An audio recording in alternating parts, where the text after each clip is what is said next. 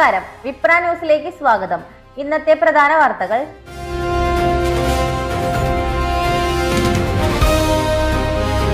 ഇടുക്കി തൊടുപുഴ മുതലക്കോടത്ത് റോഡരികിലെ കുഴിയിൽ വീണ് ബൈക്ക് യാത്രക്കാരൻ മരിച്ചു. മുതലക്കോടം സ്വദേശിയായ ജെയ്സ് ബെന്നിയാണ് മരിച്ചത്. നിയന്ത്രണം വിട്ട ബൈക്ക് റോഡരികിലെ കുഴിയിലേക്ക് മറിയുകയായിരുന്നു. അപകടം നടന്ന ഉടനെ സമീപത്തെ ആശുപത്രിയിൽ എത്തിച്ചെങ്കിലും ജീവൻ രക്ഷിക്കാനായില്ല. മറ്റന്നാൾ വിദേശത്തേക്ക് പോകാനിരിക്കെയാണ് ദുരന്തം സംഭവിച്ചത്. പൊതുമരാമത്ത് വകുപ്പിന്റെ അനാസ്ഥയാണ് അപകടത്തിന് കാരണമെന്നാണ് നാട്ടുകാരുടെ ആരോപണം. മാസങ്ങൾക്ക് മുമ്പ് കലുങ്ക് നിർമ്മാണത്തിനായി എടുത്ത കുഴി മൂടാതിരുന്നതാണ് അപകടത്തിന് ഇടയായതെന്നും നിരവധി പരാതികൾ നൽകിയിട്ടും നടപടിയുണ്ടായിട്ടില്ലെന്നും നാട്ടുകാർ പറയുന്നു. മദ്യലഹരിയിൽ മകൻ അമ്മയെ കസേരയോടെ വലിച്ചെറിഞ്ഞ സംഭവത്തിൽ പരിക്കേറ്റ അമ്മ ചികിത്സയിൽ ഇരിക്കെ മരിച്ചു. വീട്ടിലുണ്ടായ വാക്കുതർക്കത്തിനിടെ മകൻ സജീവൻ അമ്മയെ കസേരയോടെ തള്ളിയിടുകയായിരുന്നുവെന്ന് പോലീസ് അറിയിച്ചു.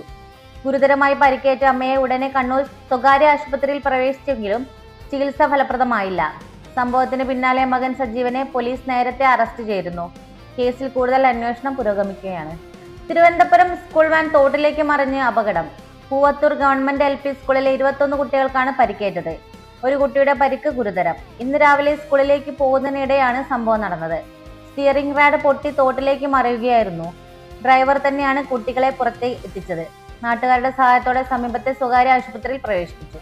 നിലമേലിൽ ഭക്ഷ്യവിഷബാധയെ തുടർന്ന് 2 മരണം.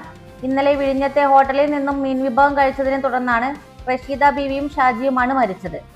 ഗുരുതരാവസ്ഥയിൽ കഴിയുന്ന റഷീദയുടെ മകൾ സജിമോളെ തിരുവനന്തപുരം മെഡിക്കൽ കോളേജിലേക്ക് മാറ്റാൻ തീരുമാനമെടുത്തിട്ടുണ്ട്. പോലീസ് നിർദ്ദേശപ്രകാരം ഹോട്ടൽ താൽക്കാലികമായി പൂട്ടിയിരിക്കുകയാണ്.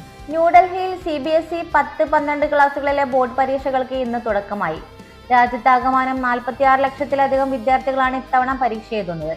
വിവിധ സംസ്ഥാനങ്ങളിലായി ആയിരക്കണക്കിന് പരീക്ഷാ കേന്ദ്രങ്ങളിലാണ് പരീക്ഷകൾ നടക്കുന്നത്.